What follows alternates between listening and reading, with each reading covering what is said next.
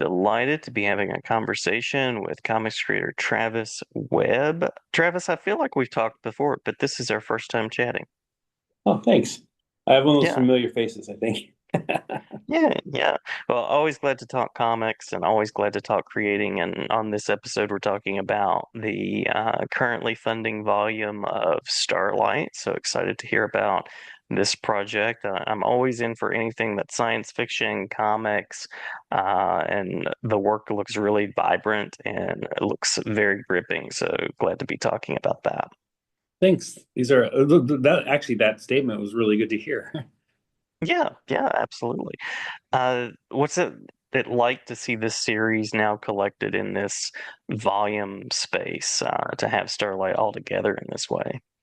Oh, it's a huge relief. It was a very long project, 5 years. A lot of it had to do with the world went crazy right after we started to launch.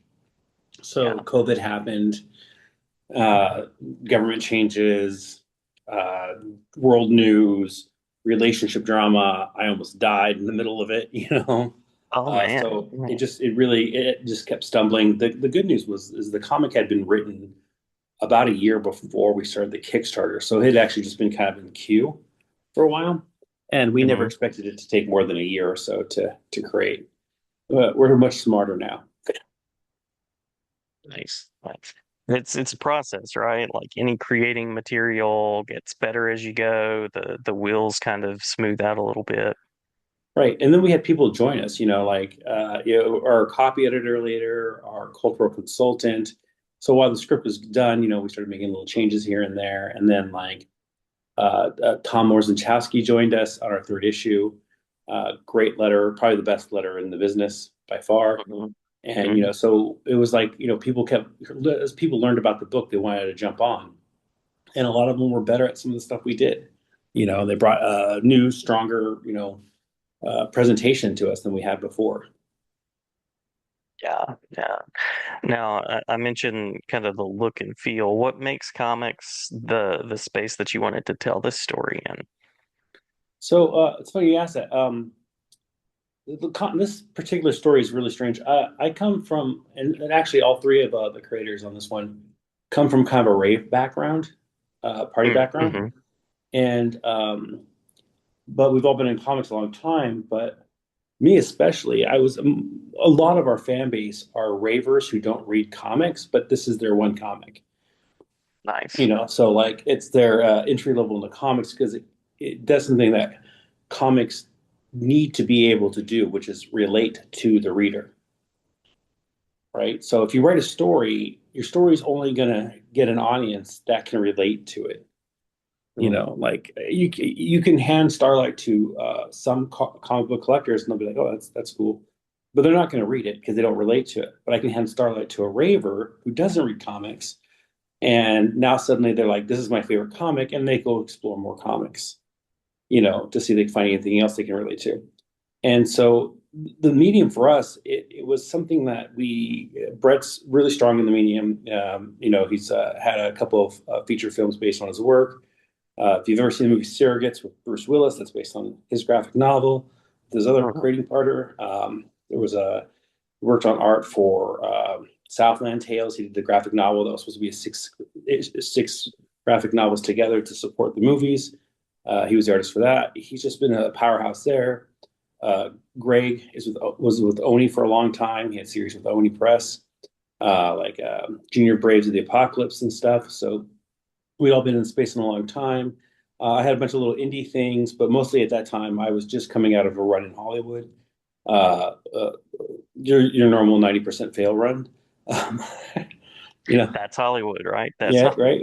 It's full of writers who've never made a movie. Like um, so like so we wanted to do something together, but like I gotta be honest, part of it was Kickstarter too, and part of it was we just wanted to be in do a comic book together, and the other part of it is after the Hollywood experience, I wanted to write what I didn't go to Hollywood to write movies. I went to Hollywood because I wrote comic books and got picked up by William Mhm. Morris.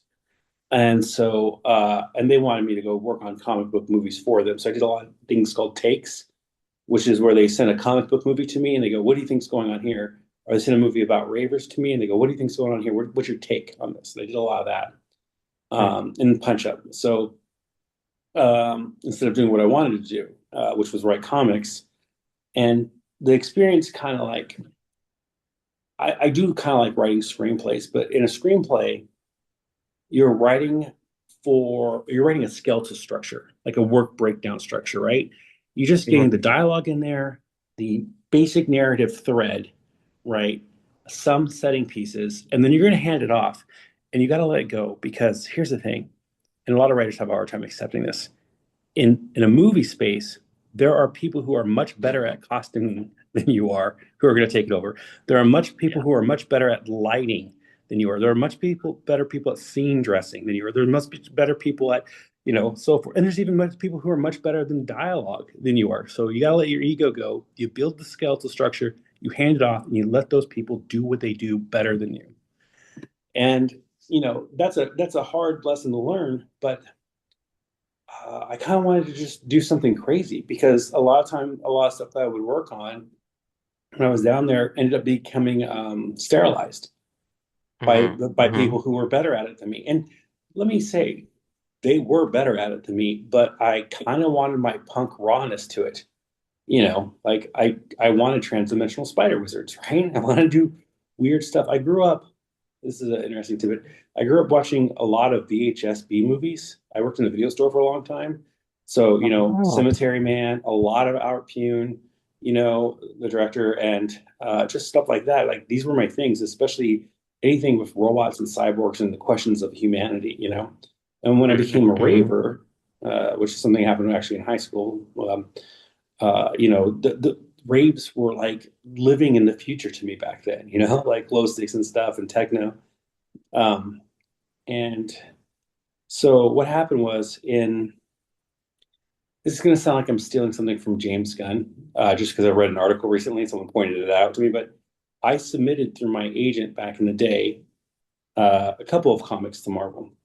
They all got declined. They used to send these wonderful letters that were handwritten in a little Spider-Man envelope, and it would tell you exactly what you were doing wrong. Mhm. By the way, best damn lessons you can ever get in comic book writing.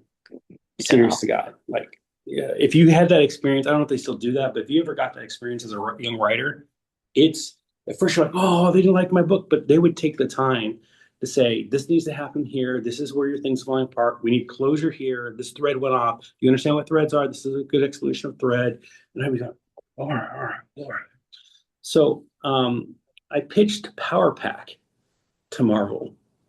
Now, I did this when I was still a raver, right? So I pitched this like, hey, they're all turning like 16 to 19 years old, and they're all going to parties and coping with being power packed because it's become public knowledge, right? Everyone knows Mhm. who they are. They know the family and everything. The family's figured it out. And, uh, you know, and when I was doing that, I realized that Katie Power is a originally, or did she switch? One of them, they switch at some point, but all the powers get mixed up. But her powers were like energy, right? What would it like to have energy flow? Well, when you're a raver, I know exactly what it like feels like to have energy flow through you, right? So I Mhm. was like, Mhm. yeah. So I gave her glow sticks, made her a little raver and stuff. And they came back and said, hey, yeah, it's a really cool concept. Not good for power pack. I was like, all right, cool. That was the nicest letter I'd ever gotten over a submission, by the way. It was like, there was no advice. It was like, hey, great story. Not going to work for Power Pack though. Keep submitting. you know, Yeah. Yeah. I ended up telling June about it years later at Comic Con. She was laughing. She was like, "That's actually really interesting." So, Brett never coming off some other work, and we went to Burning Man together. Um, so we're down at Burning Man, and I just lost my agent and stuff. The Endeavor had eaten William Morris, and I fell through the cracks with a bunch of other people. A bunch of agents from William Morris were let go. I was like, I don't know what I'm going to do. The other guy who used to rep me all the time had just died of cancer. One of the best agents in the world, got me a lot of comedy work here and there. And I was like, I don't know what to do. So we're at Burning Man. Brett goes, remember like 10 years ago when you submitted Power Pack? And I was like, yeah. And he's like, and there were ravers and stuff. And I was like, yeah. He goes, why don't we do that? And I went, Hmm. no, I'm not doing that. Because there's another side of me. So I ended up owning a nightclub for years. I was really tired. And I didn't want to lean on my experience as a raver. You know what I'm saying? Like I didn't want to be Yeah. like, oh yeah, I'm gonna leave the rave community, sell my nightclub, be this legendary guy from the past, and then like I'm gonna just keep making stuff about rave for the rest of my life. I was, I'm not doing that, man. And he goes, no, no. He goes like, because like I said, we all come from an electronic music background. And he's like, you would do it better than anyone else. He's like, you'd understand what it was. And I was like, I don't know. And I said, and I was like trying to get him off the track because I did want to do a comic book with him, but I wanted to get him off this track and this rave track. And I said, I mean, I'd probably do if we did like transdimensional spider wizards and space pirate cats. And he goes, I want to draw that. And I went, so okay, so we're in a kind of a fun mental state, and we decide, well, I'll try it when I get back. So I got back, and I realized that with the comic book medium, there's people understand that like panels are such an important tool of the narrative. The other Hmm. thing is when I write in Hollywood, right, I'm writing a skeletal structure for a whole team of other people to take over, right? When I write a book, I'm writing directly to the reader. But when you write a comic book, for me, I don't know if this is for everyone, I write to my artist. Hmm. That book is it's like a personal letter to my artist. They're going to write to the audience, but I'm going to write this personalized, detailed, for them exclusively story. That's what was magical about Starlight and why it became more of a comic book than anything. Was it was me writing to my best friend saying, remember that time in about 1 hour and 10 minutes in the Gremlins, this happens. I want a scene like that, but can you mix it with this other scene from Forbidden Planet? That's how the script came out. It was just me being like, oh yeah, because it's like when you're with your buddy, right? You're in the room, you're like, it'd be cool, like if they came down, but that's how I write comic books, anyways. And it was so nice to get away from screenplays, and I do some ghostwriting for novelizations, and I did some true crime in the past. It was so nice to just write to my best friend about stuff that was nutballs. You know what I'm saying? Yeah. And Yeah. rave. So yeah, the medium was great. The next challenge though was just on the medium, continuing with the medium dialogue is um, Brett's art, if you go back to his art style, his coloring, he's a lot of rusts and he uses something called distressed ink for coloring. So if you go back to like Surrogates or Pariah or any of his past books, you're going to see a lot of rusts, a lot of dark, dingy colors. He really likes that Hmm. look. I said, hey, man, you can't do that. You got to develop a new color system. Like this has to be vibrant, big neon colors, like very vibrant. Like it needs to reflect the beauty and the colors and the oversaturation that is rave. So Starlight looks completely different than any of his other books, color wise. And actually, Yeah. out of everything, that ended up being a good deal for him because a lot of people started buying into him being a colorist, and he's got a lot of work as a colorist because people see these beautiful colors that he's using now with this ink look that he's had forever. So yeah, the medium was perfect. There you go. We came together well with the creative team. Oh yeah. Yeah. I should add. I'm going to talk about Greg later, though, but that was just on the comic book side. I'll bring Greg in, how Greg gets involved here in a little bit. But yeah, Well, cool. Well, it's described as fascinatingly enough, train spotting meets Guardians of the Galaxy, which it sounds like I should have like a prescription. It sounds like I should like have something to help me. What can readers expect? What do you hope they take from the journey? well, I mean, dang it! I just realized I got compared to James Gunn again. It's a recurring theme. Yeah. Shit, I'm not trying to do that. That guy's really good. uh, well, like it was weird because Guardians of the Galaxy came out and it had a lot of the coloring that I liked, and feels very, very. If you go back and look at that first Guardians of the Galaxy movie, especially, that is so vibrant and bright. You're like, man, did James Gunn drop something before he like came to his creative team and said, guys, I want people to taste rainbows, like in the Uh-huh. theater, right? Um, so again, and that film looks nothing like his previous films. He's also somebody whose previous films look kind of dingy to me, like Super and stuff. And then all of a Mhm. sudden he does Guardians, and everybody copies that coloring scheme. And I guess we might have been in the same state, and then he's going to have weird creatures. I'm going to have weird creatures. We got transdimensional spider, wizards as the enemy. We've got space pirate cats who aren't really cats. They're supposed to look like hairless cats, but they're cool. And then you have a raver whose powers only really work when she's on drugs. Um, you know, and so that sense that you get that train spotting thing is that there is a bit of a 90s culture to it because I am a Gen Xer. And that was actually a challenge to write the book, to be honest. Like Roger actually is the voice of Gen X, if you read the book. But that's also why you have a cultural consultant because I'm not a 16-year-old half Mexican girl in high school. So I don't know how to, I'm going to write her as well as I can, but I didn't want her to turn out to be like a 45-year-old male, you know? Mhm.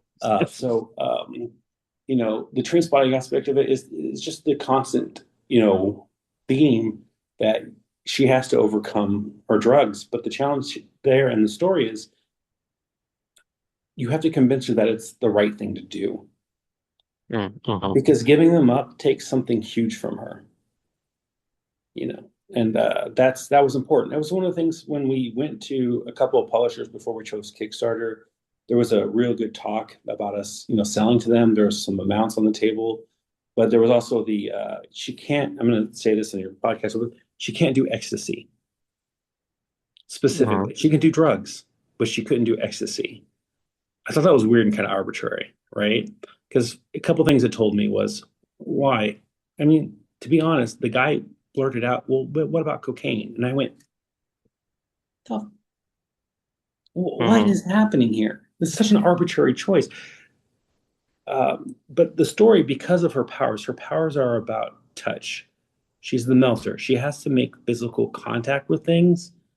And when she makes physical contact with things, she melts them and she feels that, right? So Mhm. that is why that drug is the drug of choice for this book, because it also relates to an audience that I was trying to write for, which were more ravers than just comic book collectors, right? So, like, to get that feeling that she has, that's the right way direction to take her with her addiction. Because when we take away her addiction, we're also going to take away her powers, Mhm. Mhm. right? And her powers aren't powers that destroy her life; they help her life. And that's the next part you have to convince her of. So we have this deconstructed superhero at the beginning of the story, an Alan Moore character, which everybody's writing stories about. And I said, well, how do I get her back to being a superhero? And I get her over that ledge of you can't do drugs anymore by the end of the book somehow. But you're going to lose your powers if you do that. You're going to lose all the good things to do for you. And I have to convince the reader it's the right choice. Yeah. Yeah. So yeah, I don't know where we were going with that. I think that's where the train spotting part comes from. So the Guardians gets the Mhm. colors, and the train spotting gets the actual overall narrative. The classic, Nice. oh man, I like to party, I like to do drugs. If I take this away, who am I? Mhm. Mhm. Central questions. Yeah. Yeah. Yeah. Now, you mentioned Greg, any shout outs to the creative team that you Oh want heck yeah, to add in? I do. I do. I didn't mean to leave Greg out. Greg actually changed the entire book. So I wrote out the book, and so I did a lot of punching, and I used to do a lot of like script doctoring and stuff, and helping other writers out. And a lot of people used to come to me, and that's how Greg met me. And I had a reputation for being the guy you would call in if there was like if you were struggling. And most of the time, when people struggle, they're just in the weeds. Like they can't see past the weeds. They're stuck in their own story. And you got to kind of go like, hey man, I know you don't want to kill this character, but you probably need to kill this character. Not because it's Mhm. emotional, but they're standing in the way of the momentum of the story. And they're Hmm. like, that's really cold. I'm like, they're not real people, man. Sorry. Anyways, so I brought Greg some of the early drafts, and in the original story, and there's some artifacts of this. It was supposed to be Roger telling his story about his experience finding the Ultra Kids, and it leaned a lot on Roger's narrative and his Gen Xer 40-something-year-old former journalist attitude, right? But what it Hmm. was doing is it was wrecking my ability to write Sarah. I couldn't get Sarah to vocalize in the story, and it took away all her agency. And Greg pointed out, just make the book by the end about Sarah. Let's get Roger out of here. Like we need Roger in there because he's the voice of a generation. He adds another voice. Like each character adds a different voice and an angle on things. And he's like, but really, Sarah's the money, you know. Hmm. So he helped me pull Roger out. We did a bunch of rewrites. He helped me get all the way through the rest of the issues. So a good percentage of the book is him. Like the structure was already there. We knew we were going A to B, right? But the story wasn't the right story yet until Greg came in and said, "Man." And then, well, of course, as soon as I pull away Roger, I can get the character Sarah to speak. I know that sounds weird, but that's how it works, man. Yeah. Like, Yeah, dynamics of story. Yeah. yeah, suddenly Sarah has the room to become her own character. And it happens in the book. At the beginning of the book, you don't realize it, but Sarah is quiet in the background for like the first three issues, right? And as things are happening and unfolding, you have her brother and Roger, Chris and Roger, thinking they're leading the story on and they're the main characters, right? Hmm. Hmm. But if you read it a second time, you're going to notice that there's stuff happening in the visualizations that clues you in that this is Sarah's story. She's just not talking because she's high, um, at the beginning of the book. As she comes down, she's able to think more clearly, but she loses her powers. Yeah. Yeah. Yeah, I love the insights into storytelling, and I love the focus on character in addition to all the concepts that you're working with. Oh yeah. Well, like the whole reason I got them into the whole book ends up taking place in one giant starship, right? And I did that to isolate them from the rest of the universe. Like they come from a world where there's superheroes. I wanted to Hmm. isolate that out. I wanted to focus Yeah, on them. So to do that, I put them in their own little isolation tube. yeah, yeah. Uh, if I'm a listener out there, and I guess before we get to this last question, anything that we've missed that you want to make sure that we add in? I always like to give people the space. If not, that's totally cool. Sarah sells. No, we did learn our lesson. I just want to say that we on our second book, we actually failed to meet goal. And the first thing everyone told us, including some big comic book friends of ours, who are much more famous than us, were like, you should probably just put Sarah on the cover of every campaign because that character sells. And we were Yeah. like, and we did. And sure enough, we've been fine since. And when we go out, we meet people, anything that has Sarah on it sells.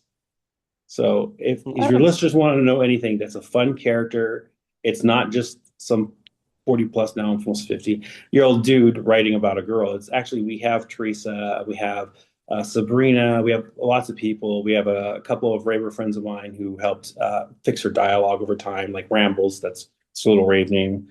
She helped me figure out how to get her dialogue because Rambles is called Rambles because she rambles. So we wanted Sarah to ramble, so we went to Rambles to help Sarah ramble. You know, Nice. Smart, smart. Love it. yeah, yeah. So, yeah, I think that if I could say anything, it is a fun story. It's a unique story where you see a character who starts out already the broken, deconstructed superhero, and by the end we try to bring her back. Nice. Hopefully, we do that. Nice. Yeah. Yeah. Well, anywhere out there where listeners can find you online, in person, where they can support and other such things. So we'll have the Starlight campaign open for the main graphic novel still for a couple of weeks after the campaign ends. They're called late backers. So if anyone's interested, the late backer will still be available at Starlite, which is Starlite Kickstarter, all one word, Starlight Kickstarter. Um, .com. That'll take you to the Kickstarter, and you can do late backing if this comes out after the campaign's over.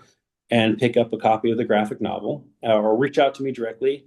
I'll help you get it at Travis Webb, or at Starlight Comic Book on Facebook.